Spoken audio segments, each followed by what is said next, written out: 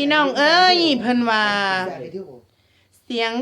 แค้นยังบ่สิ้นเสียงพินยังบ่สาง เสียงลำดังปงปงดำเนินไว้ทั่วอีสานพวกเฮาทีมงานดอนภาพฟัดสะอื่นขึ้นสู่หันยกมือใส่เหนือหัวนะคะสมาตัวของลูกหลานนี่อยู่สูงกว่าลุงป้ากราบสวัสดีค่ะพ่อแม่พี่น้องชาวโซเชียลเน็ตเวิร์กสุขุสุคนนะคะมื้อนี้ทางทีมงานดอนภาพฟัดสะอื่นมีผู้นำทีมงานมาอีก1คนคือคุณแม่บานเย็นลาบซุ่งนะคะขณะนี้คอสตูมของเฮากำลังแต่งตัวให้คุณแม่บานเย็นลาบซุ่งเนาะค่ะอาจจะเห็นคุณแม่กำลังซ้อมฟ้อนย่างทูดันนะคะคุณแม่เมื่อคุณแม่พร้อมแล้วขอเชิญพบกับนักร้องสาวเสียงเย็นนะคะบานเย็นรากซุงนะคะ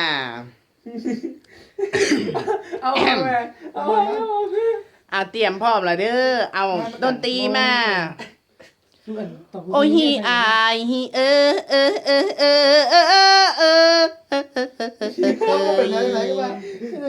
สาวมาทำคือน้อง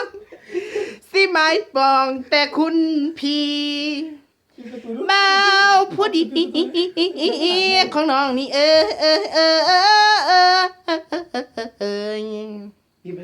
เฮ็ดจังไหนเนาะพี่สิได้พัวดอกซ้อนละไปตอนอีแม่นางปางลางยามยางน้อยนายน้องอยากจุงแขนอายไปซ้อนและซ้อนเสือเบิ่งเด้เด้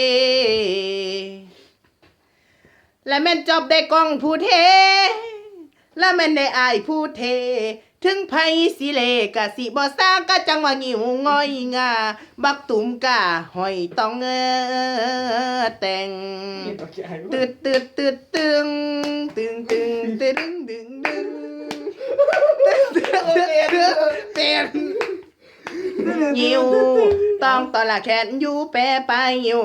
ต้องตอนละแขนอยู่แปรไปลบกับสิพัดด้วยไทยพัดใบต้องอยู่ต้องอยู่ต้องอยู่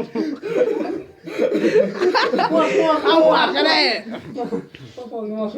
โอ้นอไผว่าเมืองเด้อละแม่นลาวเซาพี่น้องเฮาเด้อละยาไปเสือพาทะหลวงหุงเฮืองจังเว้าสิไปเซาเด้อแม่นจังได้เฮ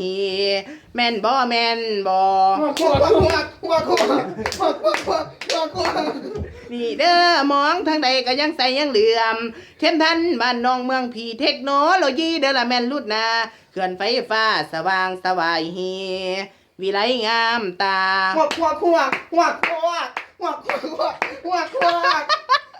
พอแล้ว